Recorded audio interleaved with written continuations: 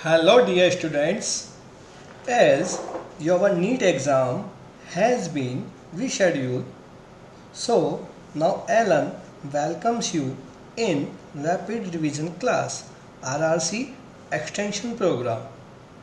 Earlier, Alan provided you online RRC in the topic of body fluid and circulation. Now, Alan is with you for the same topic to explain some very important key points of NCERT and some previous year questions.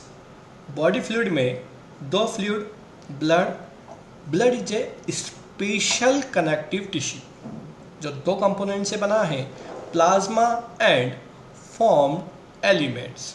पहले discuss करते हैं plasma.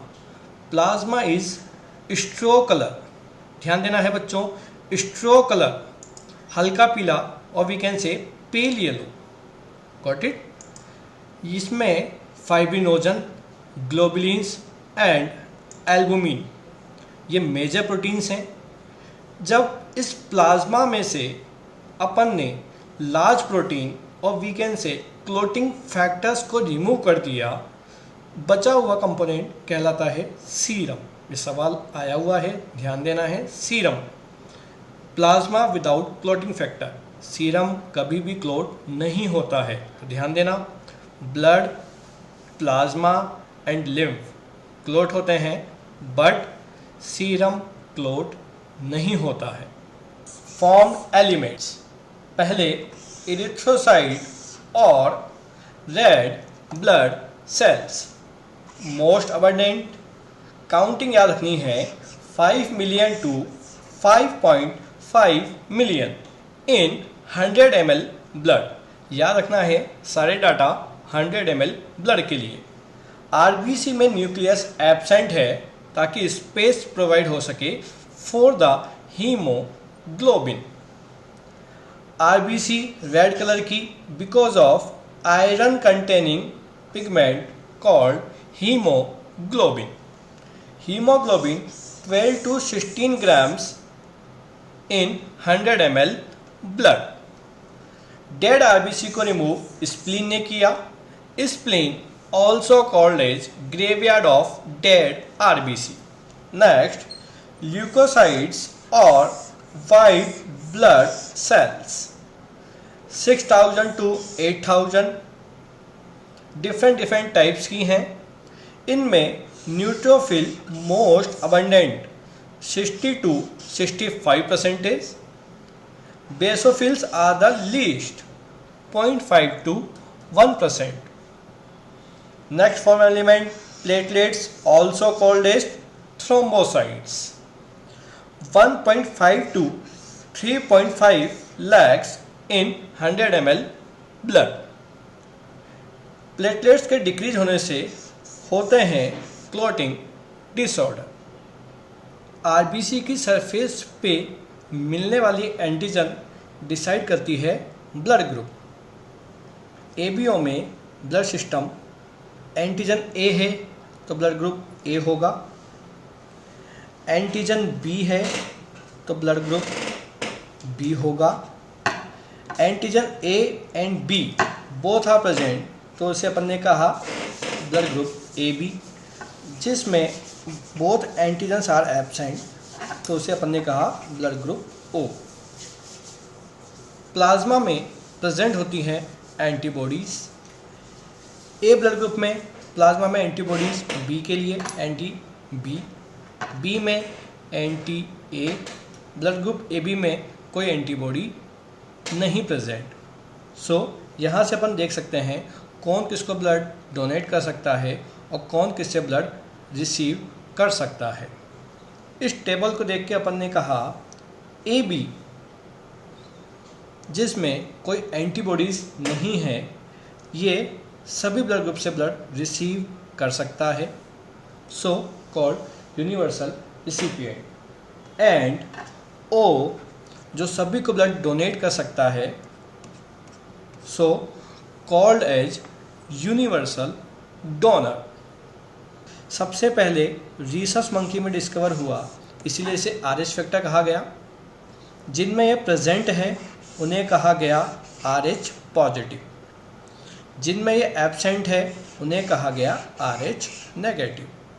जैसे AB positive universal recipient, O negative universal donor. Positive male, RH negative female. जब इनके baby हुआ, जो positive है mother negative, important, mother negative and baby जब पॉजिटिव है तो फर्स्ट बेबी नॉर्मल होगा, वो सर्वाइव करेगा।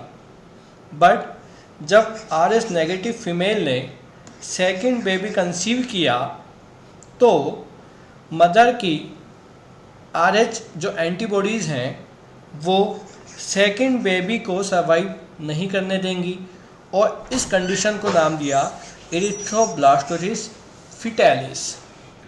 टिश्यू फ्लूइड का part lymph. Lymph is colourless tissue fluid, specialised lymphocyte जिसमें प्रेजेंट है, इसीलिए इसे नाम दिया गया लिम्फ।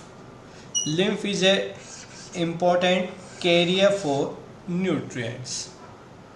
ह्यूमन के हार्ट में 4 चैम्बर एंड डबल सर्कुलेशन है। 2 upper chamber called as atria and 2 lower and larger chambers is called as ventricles. Left ventricle is the largest chamber जहाँ पे मसल्स सबसे थिक है और we can say thickest myocardium in left ventricle. Right chambers के बीच में जहाँ एवी septa है वहाँ पे प्रेजेंट है ट्राइकस्पिड वॉल। लेफ्ट चैम्बर्स के बीच में bicuspid valve also called as mitral valve. Right atria blood receive करता है वेना केवा से। लेफ्ट एट्रिया ब्लड रिसीव करता है pulmonary veins. Right ventricle blood को पंप करेगा in pulmonary artery. Left ventricle blood को पंप करेगा in aorta. Human heart is made up of cardiac muscles जो नोडल टिश्यूज के form में प्रेजेंट है। राइट एट्रिया में राइट अपर कॉर्नर पर जो नोड प्रेजेंट है इसे अपन ने कहा साइनो एट्रियल नोड। ये maximum number of action potential generate कराता है 70 to 75 पर मिनट, इसीलिए अपन ने इसे कहा पेस मेकर। राइट एट्रिया के लोअर कॉर्नर पर प्रेजेंट है एवी नोड। एवी नोड से निकलने वाला bundle is called as AV bundle. इस एवी बंडल पे ब्रांचेस पे प्रेजेंट होते हैं परकिंजे फाइबर्स। कार्डियक साइकिल जिसका ड्यूरेशन 0.8 सेकेंड। इस 0.8 सेकेंड में एट्रिया में सिस्टोल 0.1 सेकेंड, एट्रिया में diastole 0.7 seconds, ventricular systole 0.3 second, ventricular diastole 0.5 seconds. इस सर्कल को ध्यान से देखने पे जब एट्रिया और वेंट्रिकल दोनों में डायस्टोल है जिसे अपन ने टेक्निकली नाम दिया जॉइंट डायस्टोल, जिसका ड्यूरेशन 0.4 सेकेंड, देन उसके बाद एट्रियल सिस्टोल 0.1 सेकेंड, देन उसके बाद वेंट्रिकुलर सिस्टोल 0.3 सेकेंड। यहाँ पे 3 वर्ड्स अपन को याद रखने हैं, joint diastole, then atrial systole, then ventricular systole. जब वेंट्रिकुलर सिस्टोल स्टार्ट हुआ उस समय due to closing of AV valve heart sound, जिसे अपने फर्स्ट हार्ट साउंड कहा, आती है ल, जिस साउंड की इंटेंसिटी कम बट ड्यूरेशन ज़्यादा है। At the time of beginning of ventricular diastole ventricular diastole जब स्टार्ट हुआ, वहाँ पे due to closing of semilunar valves second heart surge produce हुई, नाम दिया डप। डप आवाज़ इंटेंसिटी फास्ट तेज है बट ड्यूरेशन कम। तो याद रखना है, एक कार्डियक साइकिल में एक वेंट्रिकल से जो ब्लड पंप हुआ इस कॉल्ड एज स्ट्रोक वॉल्यूम, जिसका amount 70 ml।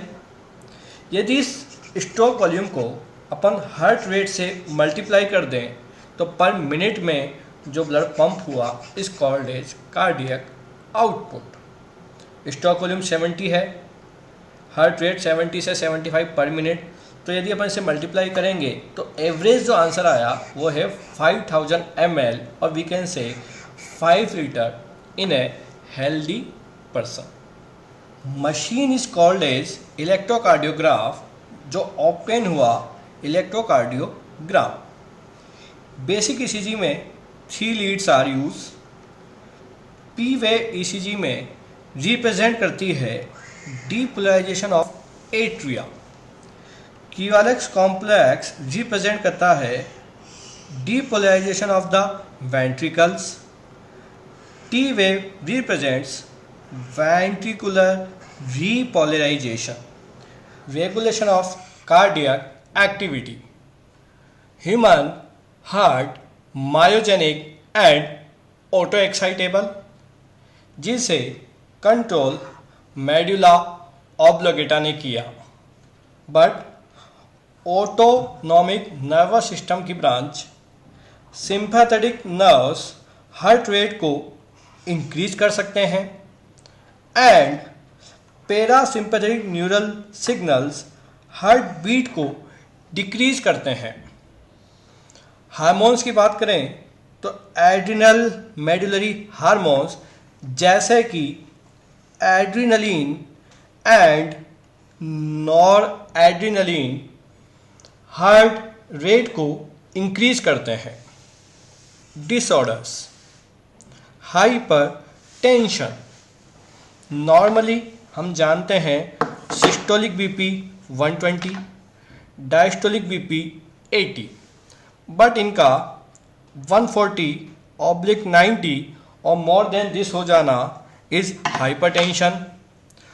Coronary artery disease, जिसमें आर्टरी में ल्यूमन में calcium, fat, cholesterol, fibrous tissue के डिपोजिशन की वजह से ल्यूमेन नैरो हो गया, also called as atherosclerosis. Angina, acute chest pain, जब इनफ ऑक्सीजन हार्ट को नहीं मिलती। Heart failure, when heart not pumping blood effectively. But ये हार्ट अटैक से डिफरेंट है। हार्ट अटैक व्हेन हार्ट की मसल्स को इनफ ब्लड सप्लाई नहीं मिल रही, और जब हार्ट की बीट बंद हो गई तो इसे अपन ने कहा है cardiac arrest. When heart stop beating is called as cardiac arrest. तो dear students, all the best for your passionate preparation. Exam से पहले keep calm and stay motivated. You are sure to succeed. Team Alan is always with you for your bright future. So, all the best, future doctors. Hello everyone. As your NEET exam has been rescheduled, so now Alan welcomes you in Rapid Revision Extension Program. Earlier, Alan provided you your online RRC in the topic body fluid and circulation, and now we will explain you some important previous year questions. So question number 26, match the column first with match the column, जो अपन को करना है second के साथ। Human heart 4 chambered, upper chamber atria and lower chambers ventricle.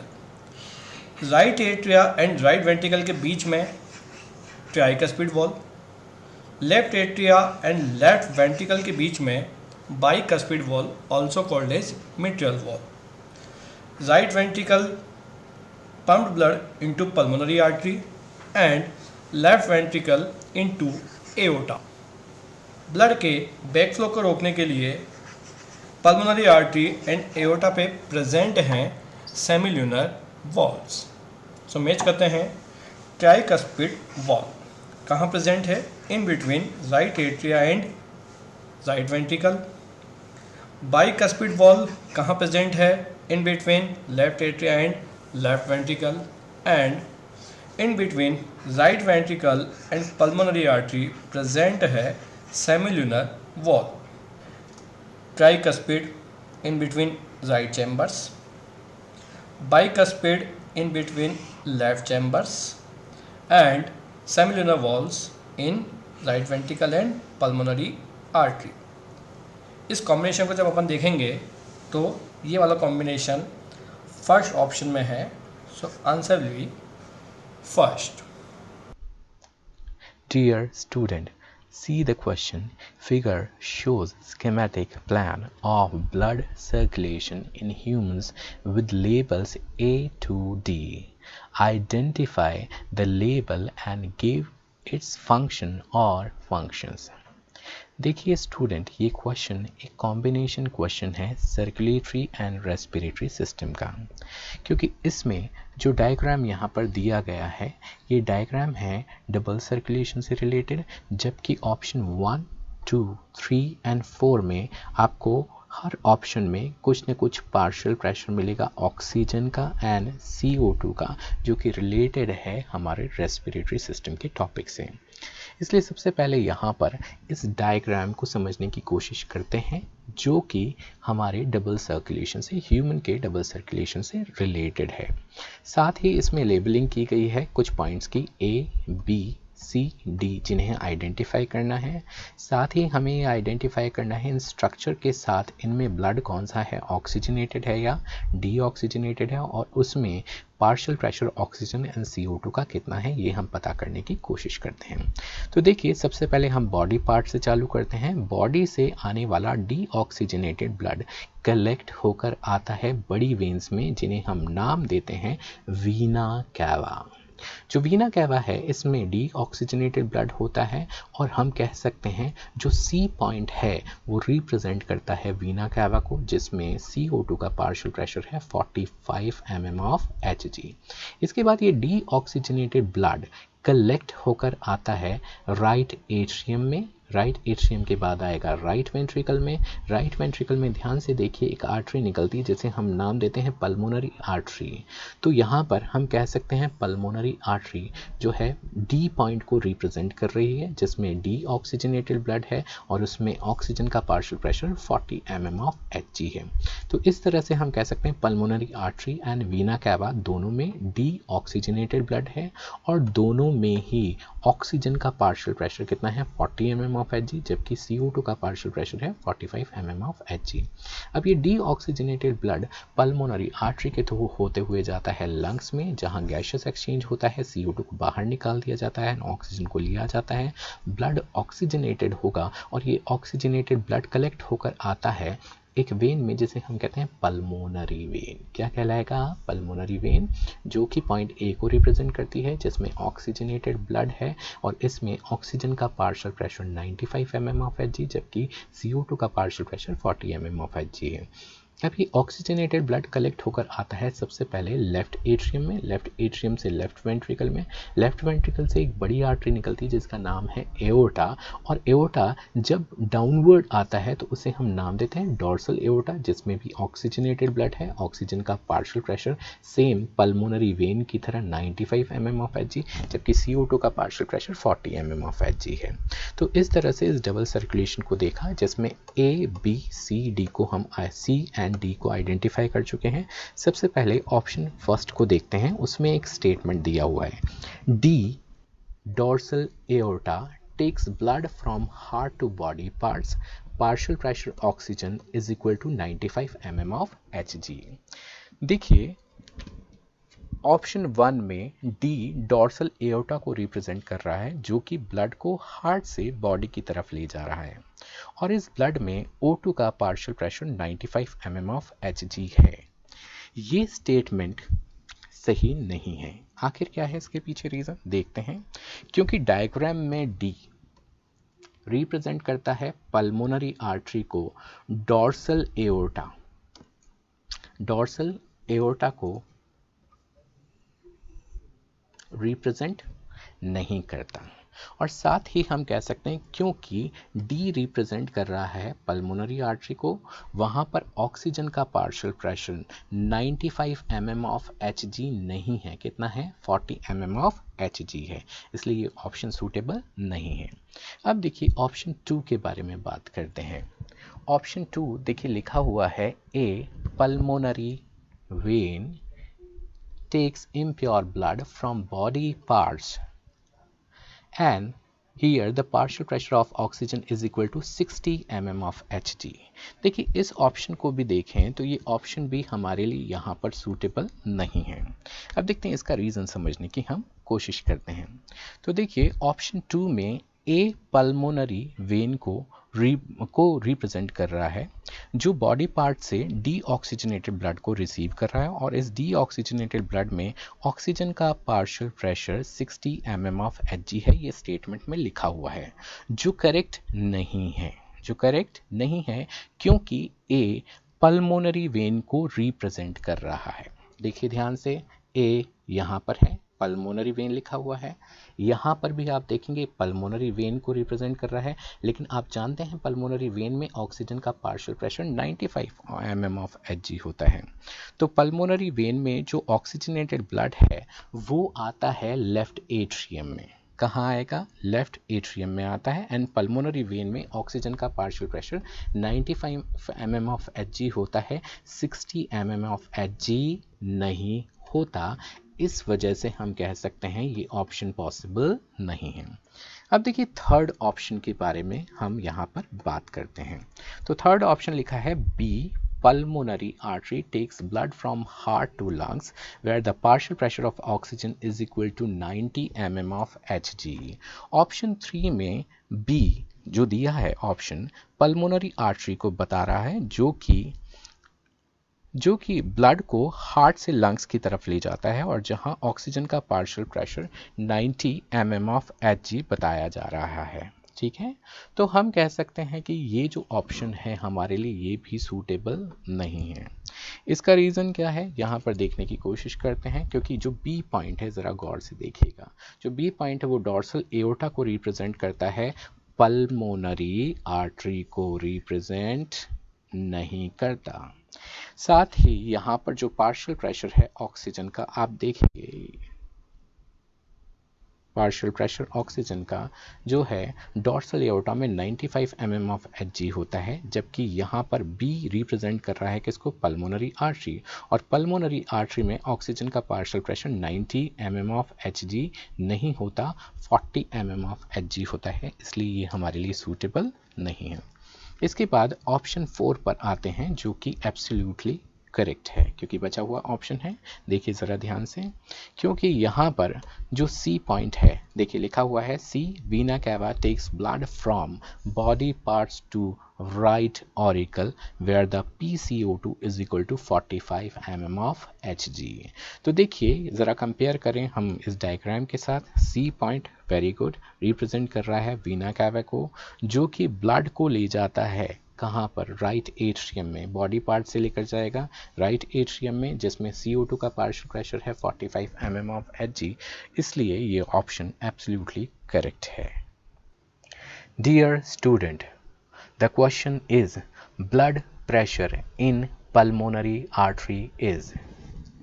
देखिए यहाँ कहा गया है जो पल्मोनरी आर्टरी है उसका blood pressure, option first same as that in aorta. तो क्या फर्स्ट ऑप्शन के अकॉर्डिंग हम कह सकते हैं कि पल्मोनरी आर्टरी का ब्लड प्रेशर एओर्टा के बिल्कुल सेम यानी कि बराबर होगा? देखिए ये स्टेटमेंट सही नहीं है। इसका रीज़न ये है क्योंकि एओर्टा हमारी बॉडी की सबसे बड़ी आर्टरी है जिसमें ब्लड प्रेशर मैक्सिमम होता है, इसलिए पल्मोनरी आर्टरी का ब्लड प्रेशर एओर्टा के सेम नहीं हो सकता, ज़्यादा होगा एओर्टा में। इसलिए हम कह सकते हैं ये ऑप्शन हमारे लिए सूटेबल नहीं है। इसके बाद ऑप्शन 2 को यदि देखें, more than that in the carotid, यानी कि कैरोटिड यहाँ पर रिप्रेजेंट करता है एक आर्टरी को जिसे हम कहते हैं कैरोटिड आर्टरी, और ये वो आर्टरी है जो हमारे ब्रेन को ऑक्सीजनेटेड ब्लड सप्लाई करती है। तो हम कह सकते हैं पल्मोनरी आर्टरी भी आर्टरी है जबकि कैरोटिड भी एक आर्टरी है। तो दोनों में प्रेशर लगभग सेम होता है, दोनों के ब्लड प्रेशर में बहुत ज़्यादा डिफरेंस नहीं होता, इसलिए ये ऑप्शन सूटेबल नहीं है क्योंकि इस ऑप्शन के अकॉर्डिंग पल्मोनरी आर्टरी में ब्लड प्रेशर ज़्यादा होना चाहिए कैरोटिड आर्टरी से, जो कि किसी तरह से पॉसिबल नहीं है, यानी कि ये ऑप्शन भी हमारे लिए सूटेबल नहीं है। अब देखिए ऑप्शन 4 को आप देखें, less than that in the vena cavae. यदि हम वीना कैवे की बात करते हैं तो इनमें ब्लड प्रेशर सबसे कम होता है क्योंकि ये बॉडी की सबसे बड़ी वेन्स होती हैं, इनमें ब्लड प्रेशर सबसे कम होता है, जबकि पल्मोनरी आर्टरी एक आर्टरी है जिसमें प्रेशर ज़्यादा होना चाहिए वीना कैवे के कंपैरिजन में। इसलिए ये ऑप्शन हमारे लिए किसी भी तरह से सूटेबल नहीं है, यानी कि हम कह सकते हैं कि यहाँ पर पल्मोनरी आर्टरी का प्रेशर ज़्यादा होना चाहिए वीना कैवा से, जो कि ऑप्शन 4 में नहीं दिया गया है, यानी कि ये ऑप्शन हमारे लिए सूटेबल नहीं है। इसके बाद ऑप्शन 3 की यदि आप बात करते हैं तो ऑप्शन 3 में देखिए लिखा हुआ है more than that in the pulmonary vein. बहुत ही ध्यान से देखने की ज़रूरत है। देखिए क्वेश्चन में ऊपर पूछा गया है पल्मोनरी आर्टरी का ब्लड प्रेशर, नीचे पल्मोनरी वेन दिया गया है, तो क्या हम कह सकते हैं आर्टरी में जो ब्लड प्रेशर है वो वेन के कंपैरिजन में ज़्यादा होगा क्योंकि आर्टरी का ल्यूमन नैरो होता है, वेन का ल्यूमन वाइड होता है। आर्टरी में ब्लड प्रेशर ज़्यादा होता है, वेन में कम होता है, यानी कि बिल्कुल सही दिया है ऑप्शन 3 में कि पल्मोनरी आर्टरी का ब्लड प्रेशर ज़्यादा होगा as compare to pulmonary vein. तो हमारे लिए जो सबसे सूटेबल ऑप्शन यहाँ पर है वो है option 3। Question number 27, match the item given in column 1 with those in column 2। Column 1 में जो गिवन वर्ड्स हैं fibrinogen, globulin and albumin. As all we know, fibrinogen is the largest plasma protein. तो इसका फंक्शन किस में होगा? Blood clotting में। Globulin जिसका फंक्शन है डिफेंस मैकेनिज्म में, एंड एल्बुमिन BCOP को मेंटेन करती है। The full name of BCOP blood colloidal osmotic pressure, जिसकी value 28 to 32 mm of Hg। So match करते हैं fibrinogen blood clotting, so second के साथ, ग्लोबुलिन डिफेंस मैकेनिज्म थर्ड के साथ, and albumin osmotic balance first के साथ। ए के साथ सेकंड, बी के साथ थर्ड एंड सी के साथ फर्स्ट। तो ये जो अपन ने देखा ये कॉम्बिनेशन बना ऑप्शन 4 में। सो इस क्वेश्चन का आंसर होगा option 4। Thank you. All the best बच्चों for your exam. Keep calm and stay motivated. You are sure to succeed. Team Allen is always with you for your bright future. All the best future doctors. Bye bye.